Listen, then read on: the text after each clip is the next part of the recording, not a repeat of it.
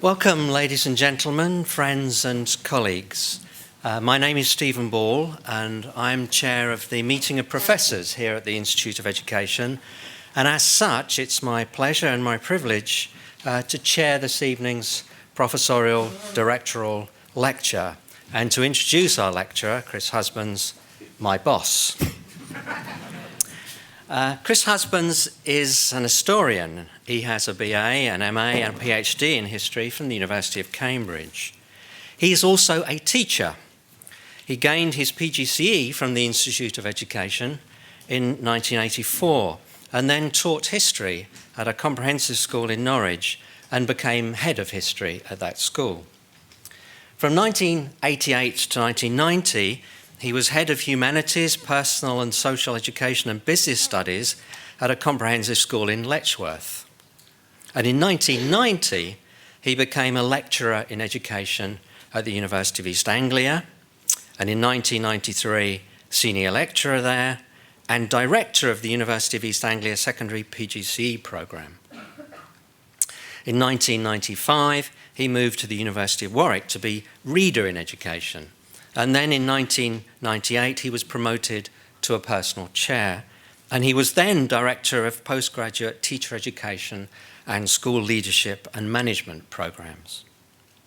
In 2000, he was appointed as the Dean of the Institute of Education at the University of Warwick. But in 2003, he returned to University of East Anglia as Professor of Education and as head of the School of Education and Lifelong Learning. In 2007, he moved here to the Institute of Education as Professor of Education and Dean of the School, the Faculty of Culture and Pedagogy, and as Pro-Director for London. And on January the 1st this year, Professor Husbands succeeded Jeff Whitty to become Director of the Institute of Education. Chris Husbands continues to be deeply invested in the work of teaching and learning in schools and has been throughout his career. Among many other roles and activities, he's acted as a consultant to the Teacher Training and Development Agency and is a member of their board. He was director of the National Evaluation of Children's Trusts. He was centrally involved in winning for the University of Warwick and setting up the National Academy for Gifted and Talented Youth. And he was for several years on the executive committee of the university's Council for the Education of Teachers. And he is also a member of the National Trust Learning Panel. He's been a consultant to the Cabinet Office, to Warwickshire LEA, Norfolk County Council, Ofsted, the School Curriculum and Assessment Authority and the Youth Justice Board, and many other organisations involved in educational developments and programmes. He's also been president of the Standing Conference of History Teacher Educators and editor of the journal Teaching History. And he's not been shy about appearing on television and radio to speak about education. He's published 7 books, in one of which, called The Performing School, I was pleased to have a chapter. He's also written many book chapters, journal articles and reports which have repeatedly and consistently focused on the professional development of teachers. And of course, he tweets. A random tweet for the 14th of November this year says, "And now off to lecture at National Taiwan Normal University on improving teaching."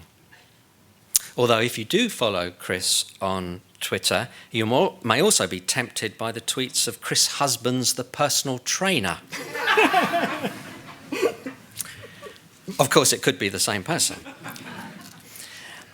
If one reads through the long list of his presentations, which are made to very many different audiences, there is a very clear relationship between issues of teaching and learning and the changing politics and economics of education and education policy.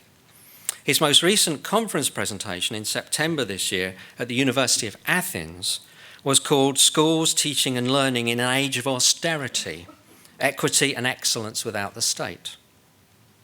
All of this, taken together, sounds very much like the CV of someone who is eminently well qualified and well prepared to become Director of Education of the Institute of Education. Can I invite Professor Chris Husbands to give his inaugural directorial lecture, Teaching and Learning in the 21st Century, What is an Institute of Education for?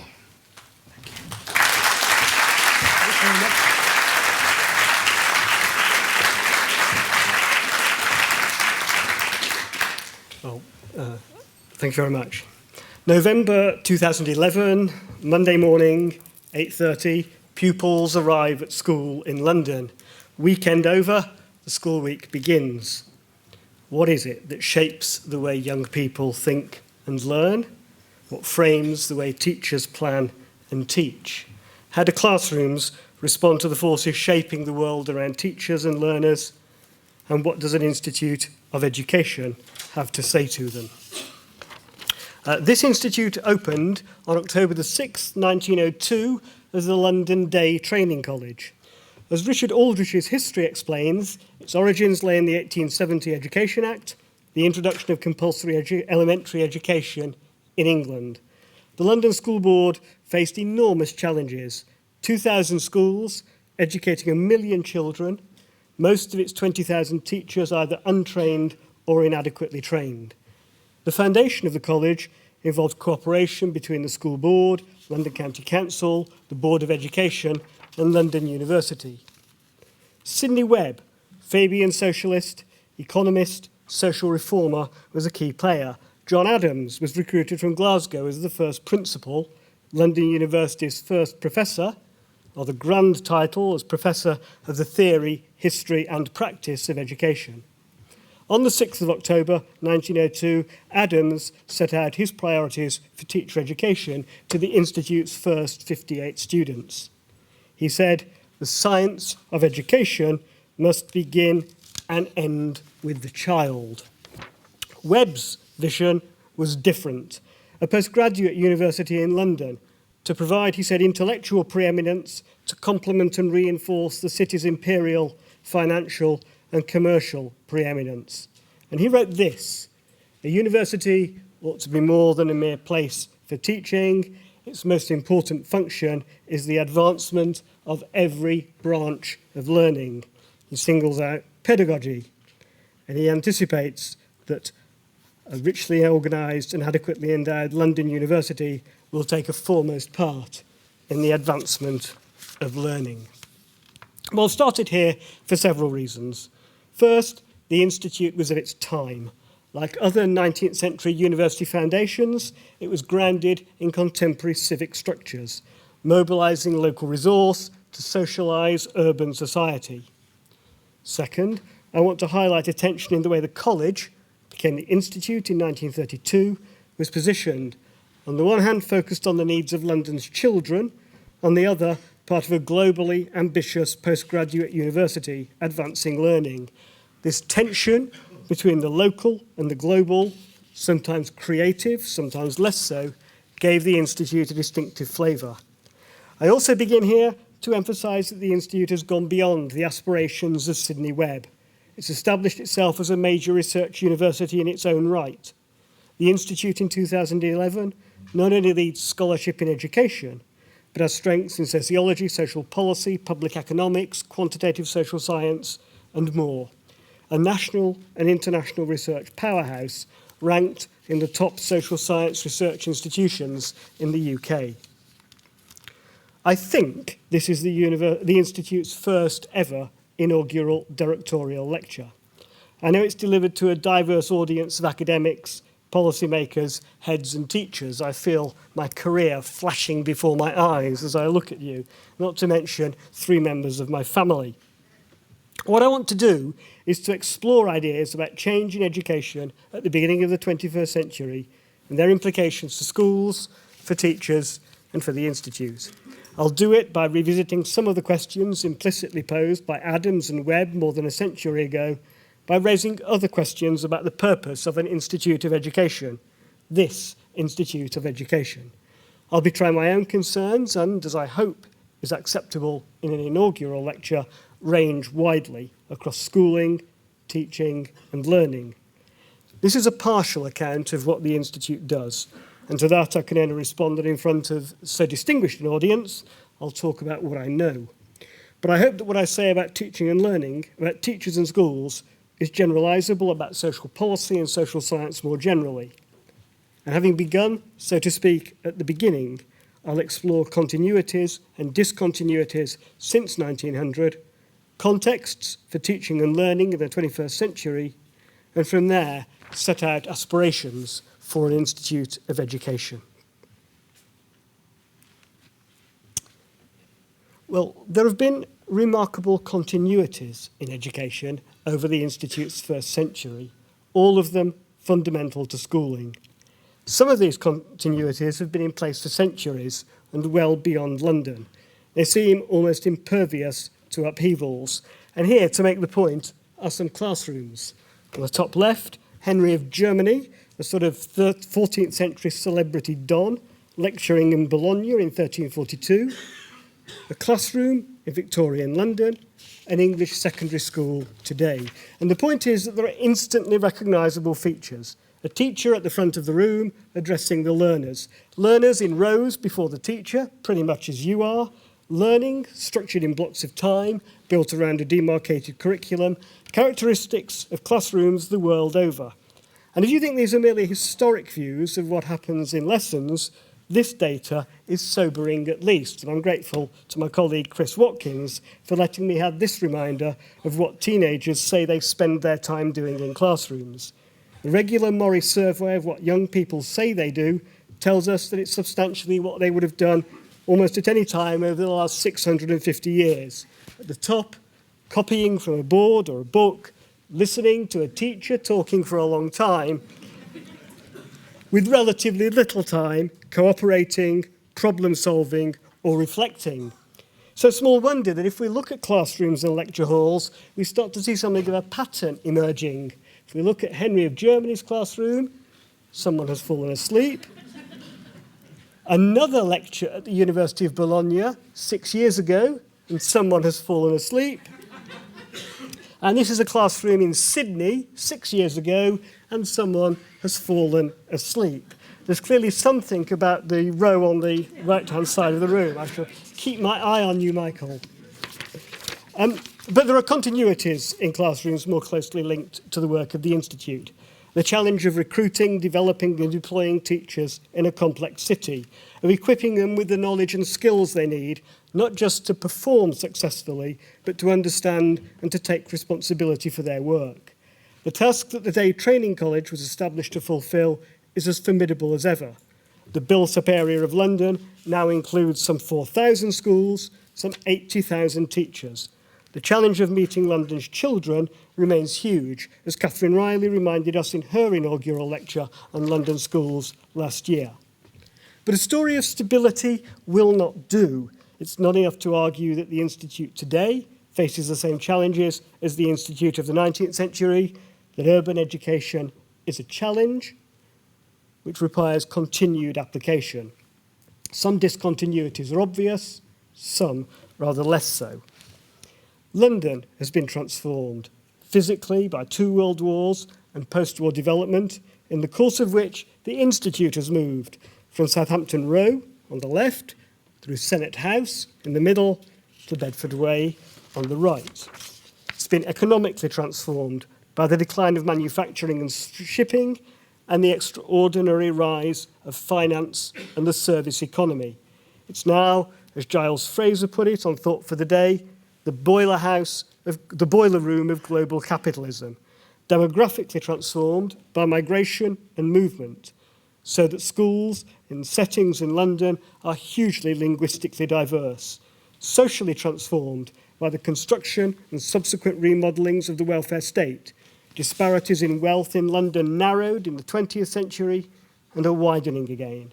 And of course, educationally transformed, not least through the establishment of universal education, to 14 in 1918, to 15 in 1944, to 16 in 1973, and by 2015 to 18, as well as transformed by the enormous growth of higher education. Social changes have impacted on education participation and performance. Digital technologies, online resources, social networking are changing the way people interact inside and outside educational institutions. You will be checking iPhones, iPads and Blackberries while you pretend to listen to me. And don't deny it, because I was in the audience for a similar occasion and I had a text from somebody sitting on the other side of the room telling me what they thought of the lecture. Environmental changes shape our thinking. The transformative forces have made London a complex world city in an interconnected world, and these changes underpin the drivers of educational reform. More than ever, the education policy context in which the Institute operates is globalised. Education policymakers and practitioners look across the world for their comparisons. Policy interventions echo round the globe. Education debate, like other aspects of social policy and practice, has been localised. Globalised as policy borrowing becomes routine, localised as exchange is customised to local circumstance. Charter schools in the United States become academy and free schools in England. Teach for America, a transformational teacher education programme in the United States, is exported to England as Teach First, to Australia as Teach for Australia, and now developed as Teach for All in countries as diverse as Lebanon, Spain, India and Chile. University technical colleges developed to provide vocational training for 14 to 19-year-olds in England, mirror Meister schools in South Korea, and so on and so on. The trend of borrowing and localisation is a manifestation of continued political rhetoric about the importance of education to the economy, the growing profile and significance of education in politics and policy, perhaps one of the few significant social policy levers left to the nation-state. Governments around the world, as Ben Levin, himself both a distinguished academic at Ontario Institute and formerly Secretary for Education in Ontario, points out, continue to be intensively involved in changing their education systems. And reform efforts have been only moderately tempered by the most severe financial crisis in modern history and the consequent squeeze on government spending. Just pass me up. Thank you.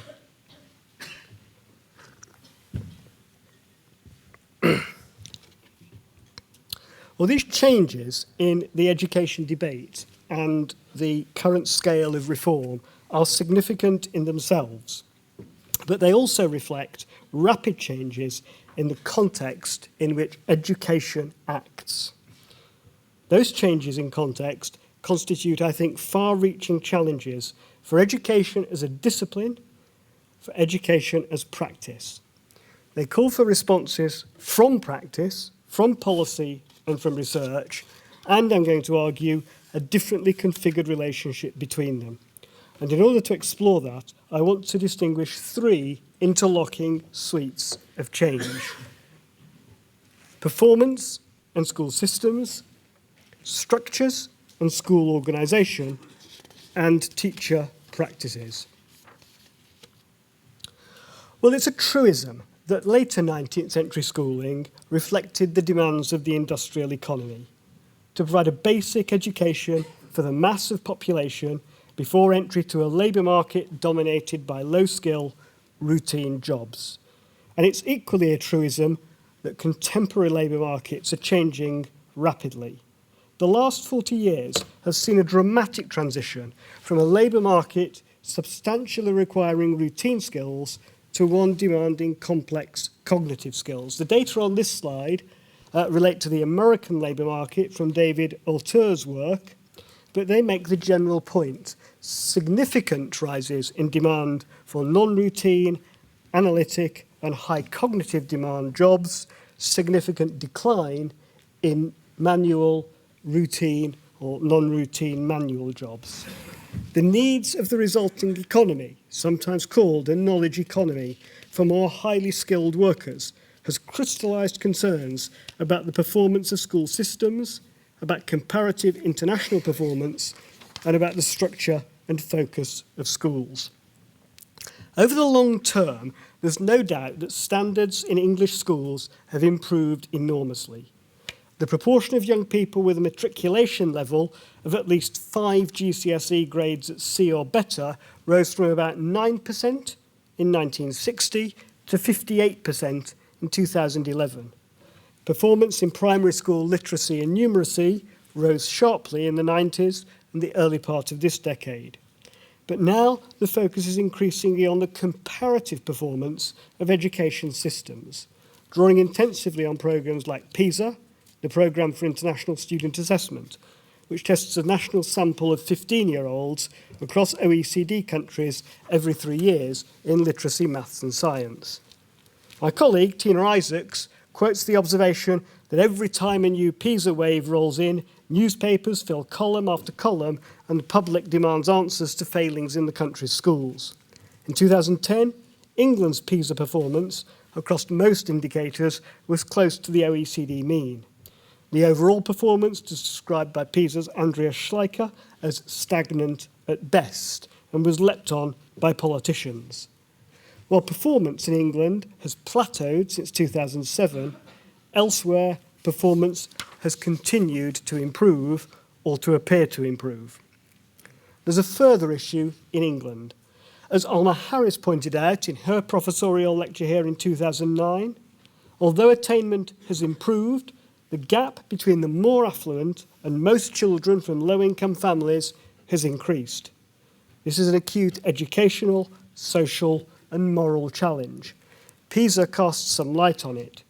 The PISA data suggests that England is notable, indeed relatively unusual, in having a proportion of pupils whose performance is among the best in the world, coupled with a long tail of poor performance. The attainment gap between the highest and lowest performing pupils and the attainment gap between the most and least advantaged pupils in England remains amongst the widest in the OECD. And indeed, despite its critics, it's PISA that has driven the important shift in perception that equity in education does not need to be secured at the expense of quality. The relative performance of England has been a reference point for recent governments in the UK, but particularly for the current UK coalition. The coalition has looked closely at the education systems of best performing countries, although policy development as a result of that examination has been eclectic and selective. A significant focus has been on the content of learning and the curriculum. Debates around the curriculum are ferocious. Colleagues here are participants in them. Not least they're ferocious because of difficulties in assessing what young people will need to know, understand and be able to do over the life course at a time of rapid change, and the serious difficulties of comparing curricula between countries. The debate over the recently designated English Baccalaureate provides a case in point.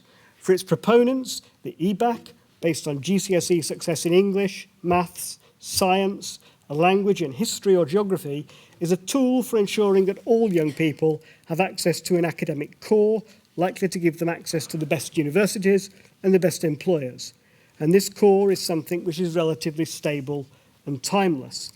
For its critics, it's narrow and inflexible, reflecting a small range of subjects, excluding the arts, and meeting the needs of a minority. There is a powerful debate to be had about what young people need to learn and how they learn it, in England as in other countries. Bob Schwartz from Harvard argues in his report Pathways to Prosperity that the demands are significant.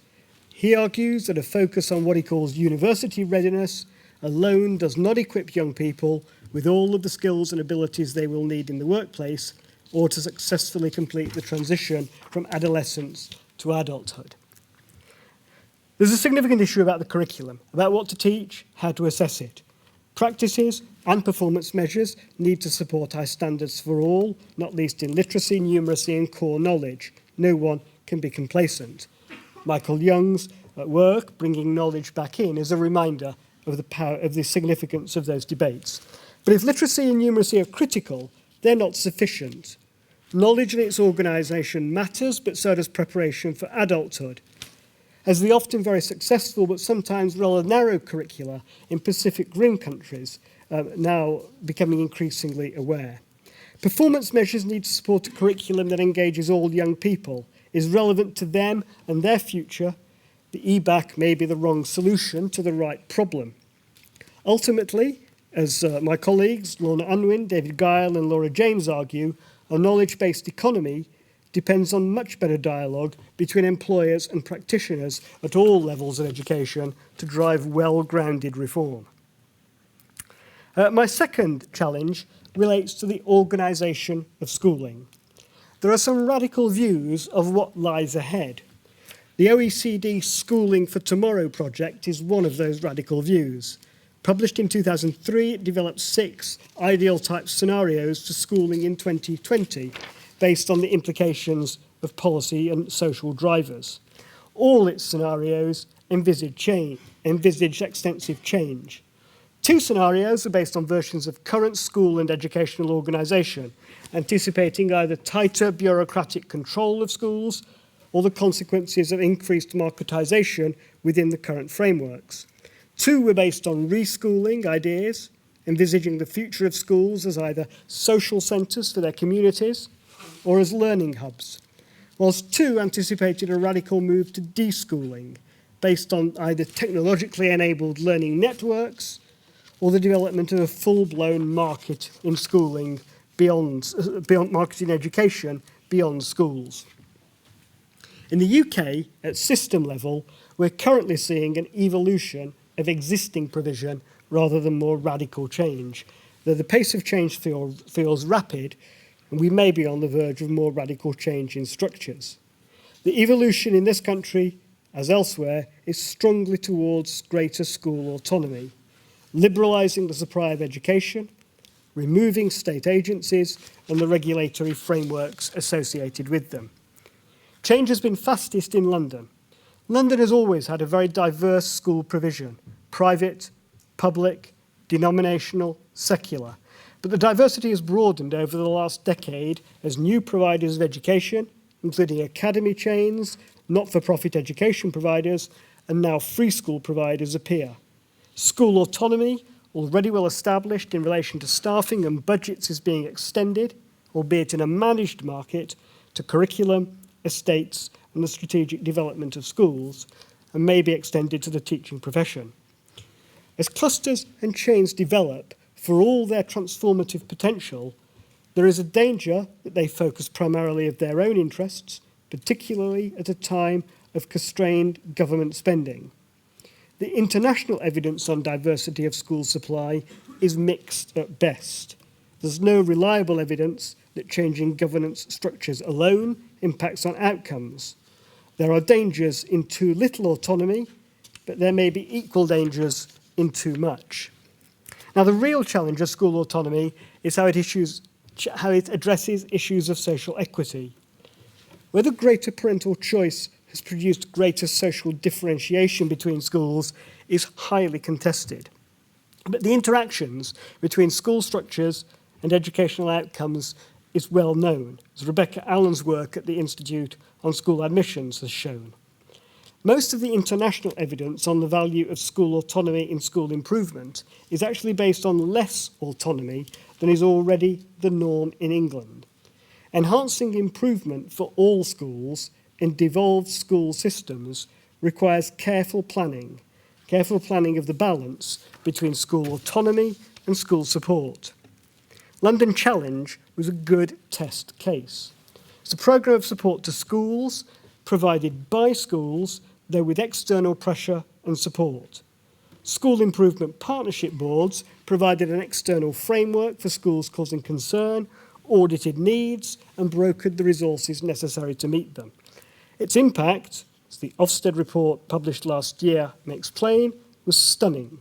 Between 2003, when the programme was established, 2010, when the programme ended, secondary examination results in London improved at a faster rate and were finally higher than in the rest of England. There are 2 key messages from London Challenge. The first is that improvement can be driven in a largely devolved system by schools themselves, but only when externally supported and challenged. And second, that system improvement depends on a shared moral imperative that what matters for school leaders is not simply their own school, but the needs of other schools. I've talked about systems, and I've talked about schools and the changes both are experiencing. What about teachers? It's become a mantra of education reform that nothing is more important than the quality of teaching. It's Michael Barber, himself a former institute professor, later the chief advisor on school standards, head of the Prime Minister's delivery unit and McKinsey partner, famously and aphoristically put it in McKinsey's 2007 report, the quality of an education system cannot exceed the quality of its teachers. The research is striking. Having a very effective rather than average teacher raises each pupil's attainment by a third of a GCSE grade. In a review of the research on teacher quality for the Sutton Trust, Steve Machin returns to PISA and argues that bringing the lowest performing 5 to 10% of teachers in the UK up to the average would greatly boost attainment and lead to a sharp improvement in UK's international ranking. But it's worth taking a moment about the evidence. First, there is a circularity to the argument. Better teachers are those whose students achieve better, so that those students who achieve better must have been taught by better teachers. In practice, this doesn't provide a basis for identifying in advance which teachers are likely to produce better outcomes. Secondly, other factors matter. Fenton Whelan, often quoted, albeit selectively, by ministers around the world, provides a useful summary. School systems, he says, need to ensure that their curricula are relevant and contain enough flexibility to accommodate different learners and different social and economic needs. They need to ensure that school buildings are in good condition. All these things are important and ultimately impact on academic performance. And third, there's a slip in the wording of research findings, one that sometimes fails to recognise that it is teaching quality which matters rather more than teacher quality. In this respect, at least, Michael Barber's aphorism is wrong. The quality of teachers matters less than the quality of teaching. But of course, the former is something policymakers can be seen to act on far more easily than the latter, not least through drives to attract the best graduates into teaching. Now, there is some evidence, for example, from the experience of Teach First and Teach for America, that attracting highly committed, well-qualified and well-trained new teachers to schools which face serious staffing challenges can make significant short-term impact on pupil outcomes, and it's worth having. But it's not clear whether the critical difference is made by the trainees' academic qualifications, the strongly mission-driven nature of the Teach First programme, the relatively long, total 14-month training, or the staffing boost to otherwise often struggling schools. And we also need to remember that recruiting new teachers is a slow burn solution to the quality problem. As Dylan William, formerly Deputy Director of the Institute, has pointed out, if we were able to raise the threshold for entry into teaching so that we no longer recruited the least effective 10% of new teachers, this would take 20 to 30 years to work through the system and would increase average teacher quality by around 0.2 of a standard deviation. In fact, it's much easier to assert the importance of really outstanding teaching, we all know it when we see it, than it is to understand what we need to do to get more of it. But we have to stick with it. It's with teacher improvement, because there are many blind alleys in trying to improve pupil outcomes. The perennial debate over class size is what provides an example. The largest study of class size reduction was the 1989 STAR project in Tennessee. About 10,000 children were assigned to one of three sets of classes: a class of approximately 15 pupils, a class of approximately 23 pupils, or a class of 23 pupils with a teaching assistant. Overall, the pupils in smaller classes did do better than those in larger classes. teaching assistants made no difference. But after 4 years, the learning gain was the equivalent of around 2 months of schooling. Put differently, reducing class size from 23 to 15 implies employing 50% more teachers for a gain which could have been secured by extending the school year by about 10 days. Why was class size reduction so ineffective? Well, it's worth noting that the basis for the Tennessee experiment was actually quite narrow. The difference between a class size of 15 and a class size of 23 is relatively small, much smaller, say, than the difference between 12 and 30 or 12 and 40. But there's more to it than that. The STAR project didn't control for the quality or length of teaching experience of teachers employed. And it may be that teaching quality was weaker in smaller classes, particularly if, as the Institute's Peter Blatchford suggests, teaching in larger classes requires teachers to deploy more complex classroom management skills.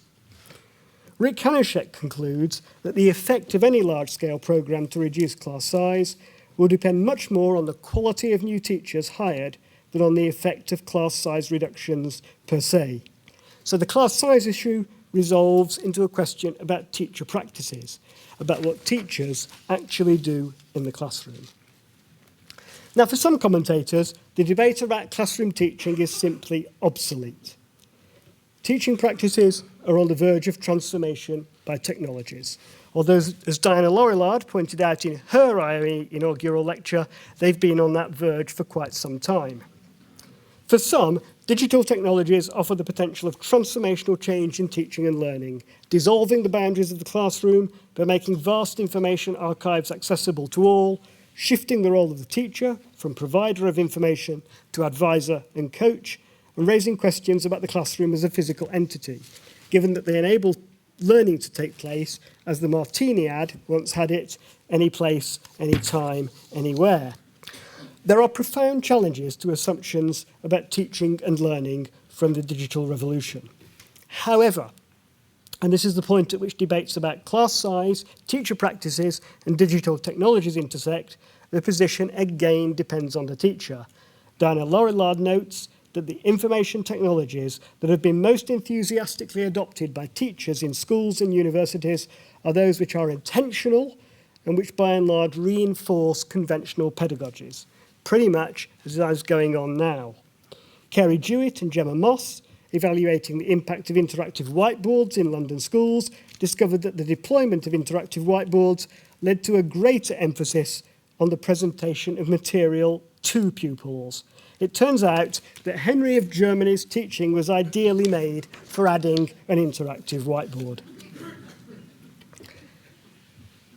There's an intensive literature on the influences on teacher behaviours. They're rooted in relationships between tradition, culture, institutional norms and practices, individual motivations. Neither structural changes, such as class sizes, nor technological changes, nor drives to improve the quality of recruits are in and of themselves levers for improvement. We have powerful evidence of what success looks like. John Hattie's conclusions are clear. Once behaviour management is secure, effective feedback on learning, successful peer tutoring, focused questioning, and metacognitive approaches have impressive impacts on pupil learning, way beyond widely used strategies including setting, summer schools, or planning for different learning styles.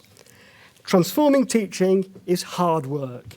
Hattie's conclusion is that learning requires passion, patience, and attention to detail, and it applies to improving teaching too.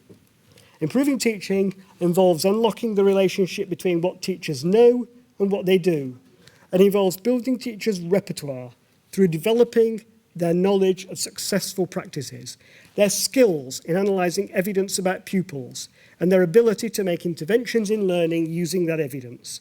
It involves understanding teaching as a complex professional practice based on an underlying body of knowledge, research-based and tacit.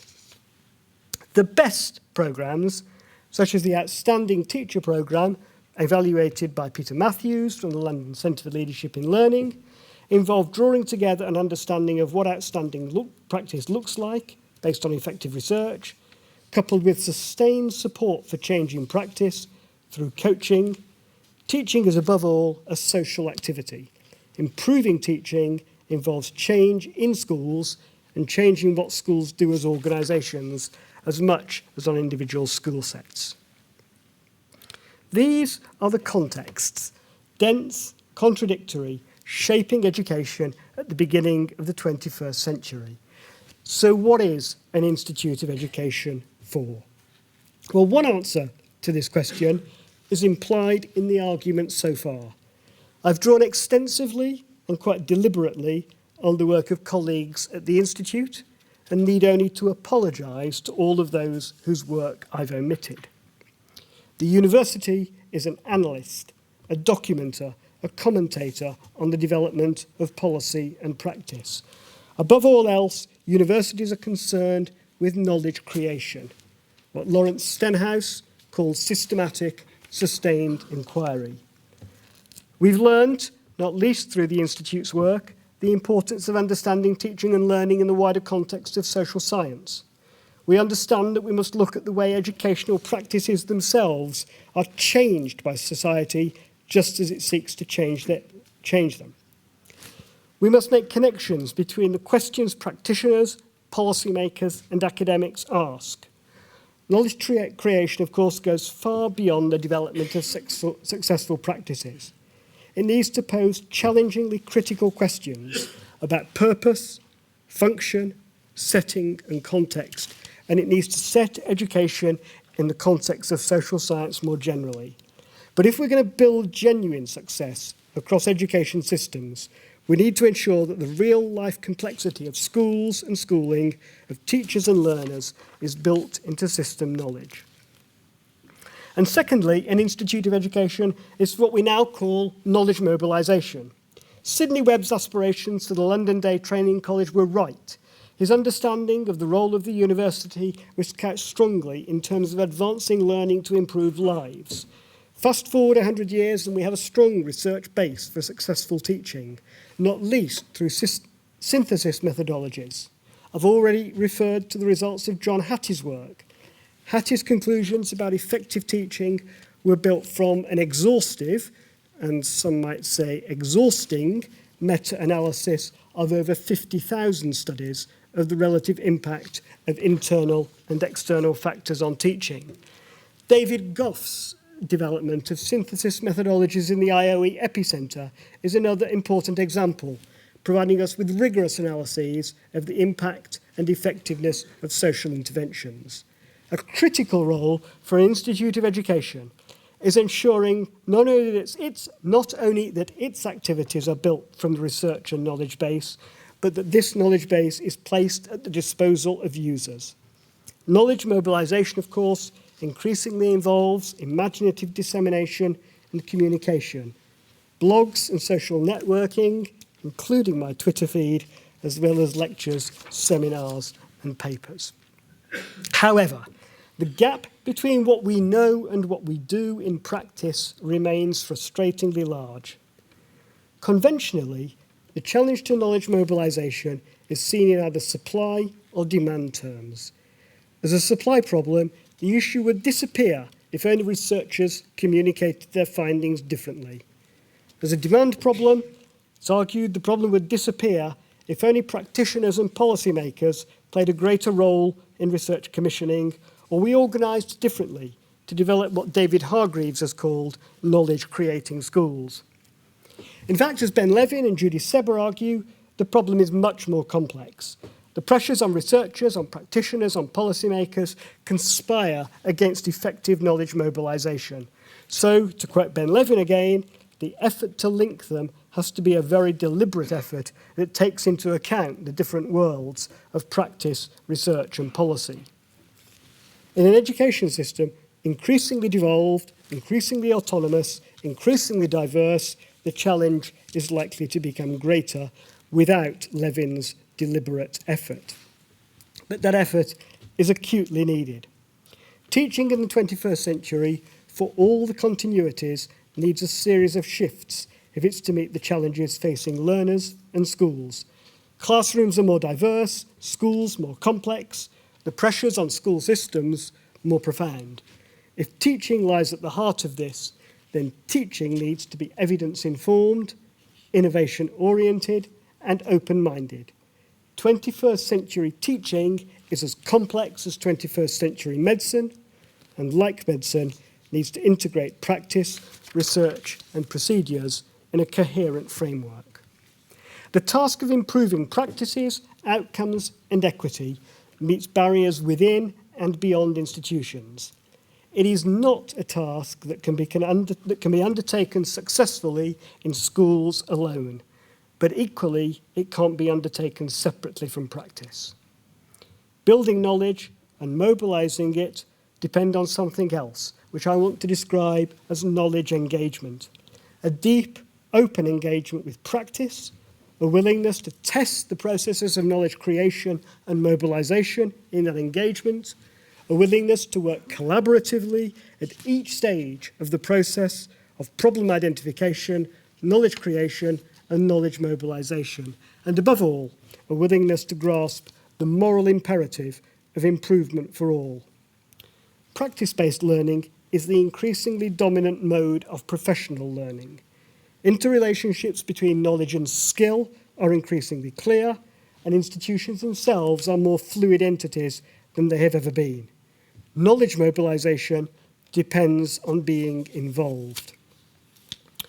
At various times over the last century, the Institute has been a training college, a centre for curriculum development, a centre for in-service training, a research powerhouse. In the educational world of the 21st century, it does need to be many of those things, but it needs to be them through a more open, a more fluid relationship with practice and users. It needs to be prepared to develop institutional forms that allow those relationships to become firmly embedded, and which can help to transform teaching based on a coherent knowledge and practice base. As I said at the beginning, I'll be trying my own concerns. So I want to focus briefly on knowledge creation, mobilization, and engagement in the relationship between schools and universities in teacher development. Other professions have structures that support knowledge mobilization. Medical deaneries are a striking example. A deanery works across clusters of institutions to organise and develop medical education. It provides a common framework geared around developing and supporting practitioners by understanding that development at all stages is coherent and underpinned by successful knowledge. It's simultaneously not an institution because it draws together other institutions, and an institution because it operates as an organisational entity. I've spoken before about an education deanery. An education deanery would draw together schools and higher education in a coherent, structured framework for teacher learning, knowledge mobilization, and school improvement with high levels of interdependency.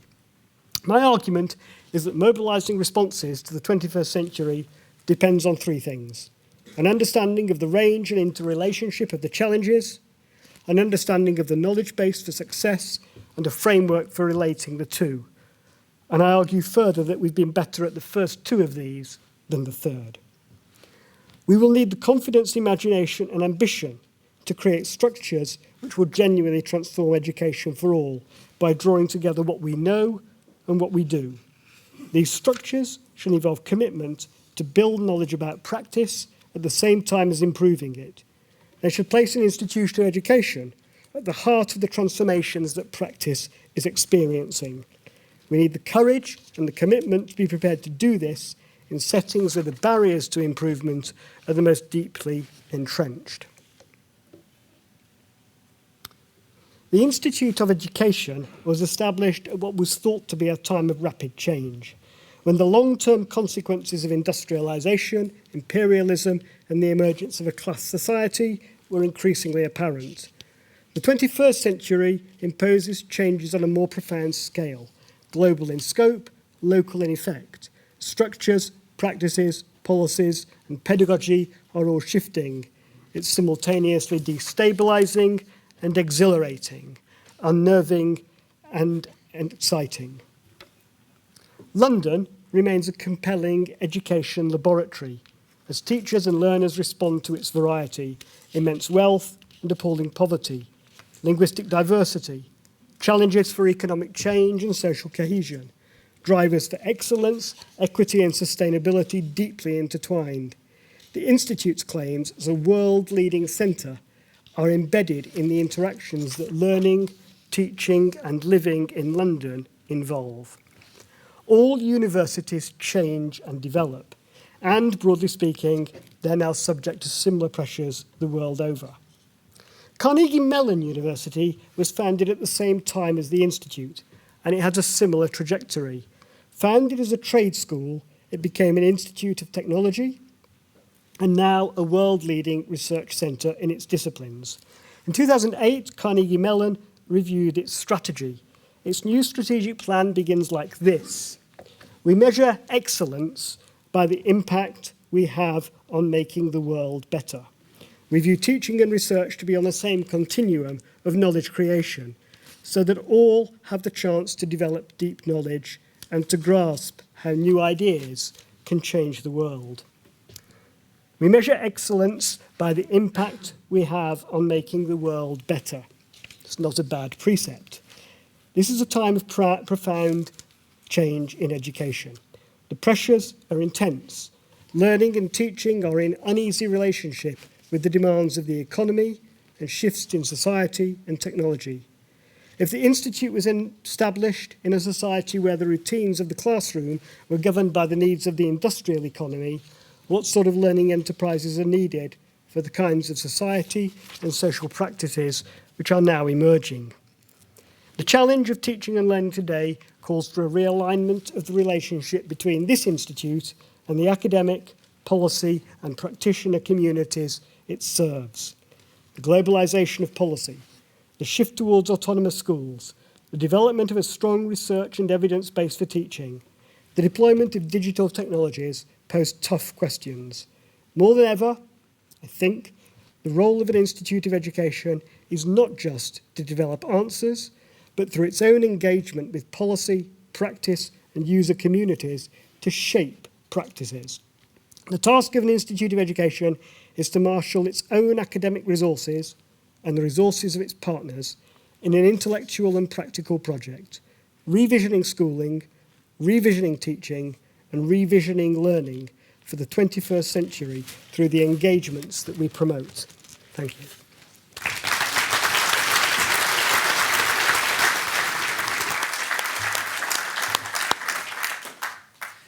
Thank you very much, Chris. It's our tradition at the Institute to ask a colleague to respond to and comment on the presentation of the lecture. And in this case, I'd like to invite Professor Gunter Kress to act as respondent to Chris Hasband's lecture.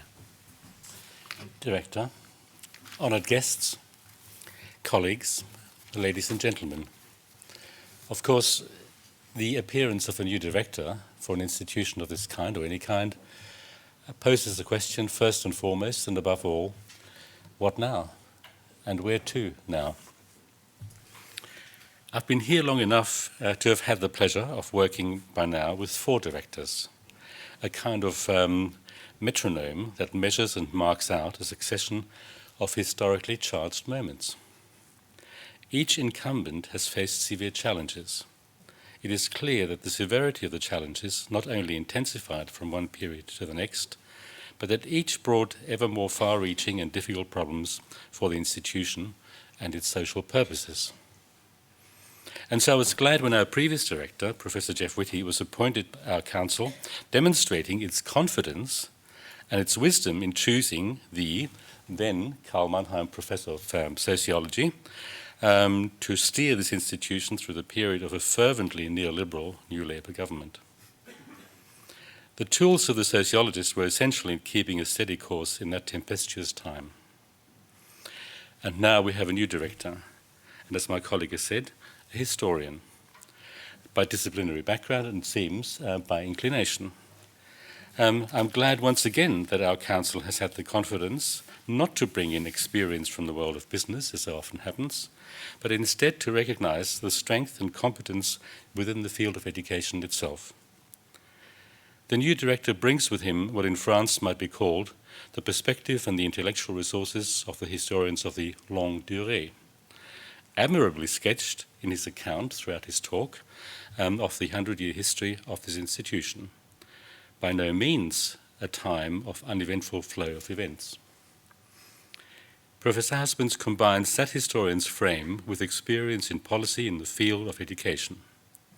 As a historian, he sees change both as unremarkable and can document the astonishing social human capacity of responding to what have at times been monumental or even cataclysmic events. Times now differ from those of 10 years ago. Then we might secretly imagine that whatever the changes and however unwelcome the changes might have been in their effects or might have seemed in their effects, they happened in what looked like to be a still recognizable world. In my view, that is decisively different now. The world has become unstable in unpredictable ways. Imagined futures, as indeed the director said, for education and the link of education and society are now not easy to discern. The metaphor that comes to my mind is that of inhabitants of Arctic regions in a world which once had provided sustenance, even if often with incredibly difficulty, which has now become unreliable, threatening and treacherous. What had been solid surfaces are now ice floes which no longer connect. Yet that is the world in which we are called on to act, and in which the director is called on to set a course. As someone at home in policy, he has given us a usable account of the characteristics of that political, social and economic world, of its possibilities, and of its differing likely impacts on education. He has also given us a confidently optimistic account of the resources we do have here in this institution. And he has shown how two frames can be brought together in a considered strategic response to possible futures. Out of that measured assessment, he has articulated this evening a vision, an insistence that learning and teaching are always and essentially about humans, and that conceptions of what humans might be like are evident in what learning and teaching is like, in their social and in their inner being. He has stressed the essential ethical dimensions of such a stance. It is a frame in which we can put our collective resources to work in the service of articulating conceptions of education. It's a generous conception, for instance, of kinds of social relations of learners and of those who teach. And as he's pointed out, there's a deep need for a re-evaluation of what that relation is like. And I might just say as an aside, I would be highly skeptical about the findings of the Mori report, which he gave us at the very beginning of his talk. And we should acknowledge the crucial part played by each, learners and by teachers. Conceptions of curricula, for instance, which imagine socially productive futures, and positive and optimistic conceptions of social action and interaction. As a vision, this is essential. It goes well beyond the narrowly instrumental frames of much current policy. It imagines the all-round well-being of a community and of all its members, local and well beyond the local, which are served by this institution. It is a task which, in my view, we must put at the top of our institutional intellectual agenda. I'm glad about the larger frame of the historian, matched with the calm assessment of the socially aware and politically astute administrator. I'm glad to work on this essential project, especially at this time, to work towards giving shape to this profoundly important task. For that, I wish to express my appreciation to you and wish you great strength, great success in equal measure. Thank you very much.